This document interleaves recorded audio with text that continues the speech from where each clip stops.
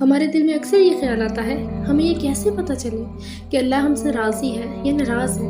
اگر آپ کے پاس دولت کی کثرت ہو رہی ہے تو اس کا مطلب ہرگز یہ نہیں کہ رب آپ سے راضی ہے۔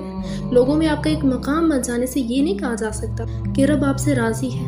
اگر آپ کبھی بیمار نہیں ہوتے تو اس کا مطلب یہ نہیں ہے کہ رب آپ سے راضی ہے۔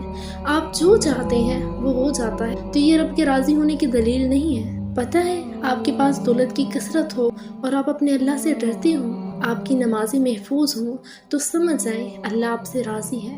لوگوں میں آپ کی باتیں ہو رہی ہیں، آپ کے اچھے ہونے کی چہم گوئیاں ہو رہی ہیں، اور آپ اپنے رب کے قریب ہیں، آپ کی نمازیں محفوظ ہیں، تو یہ رب کے راضی ہونے کی نشانی ہے۔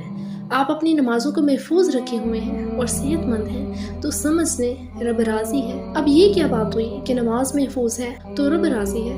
دیکھیں، اگر آپ کو یہ جاننا ہے کہ اللہ آپ سے راضی ہے یا نہیں، تو آپ یہ دیکھیں کہ اللہ نے آپ کو سجدے کی توفیق عطا کی ہے یا نہیں۔ یاد رکھیے گا، جب اللہ راضی ہوتا ہے تو سجدے کی توفیق ملتی ہے، اور یہ چلتی چلتی تہجد کی سرگوشیوں میں ڈل جاتی ہے۔ اگر آپ اپنی زندگی میں روز ایسی کوئی نیکی کرتے ہیں جو آپ کی اور اللہ کے درمیان راز ہے، تو جب آپ سے اس نیکی کی توفیق چھین لے جائے تو سمجھ لیں اللہ ناراض ہو گیا۔ آپ سے کچھ ایسا عمل ہوا ہے جو اسے ناپسند تھا، آپ نمازیں پڑھتے تھے مگر وہ چھوٹ گئی، تو سمجھ لیں اللہ ناراض ہو گیا۔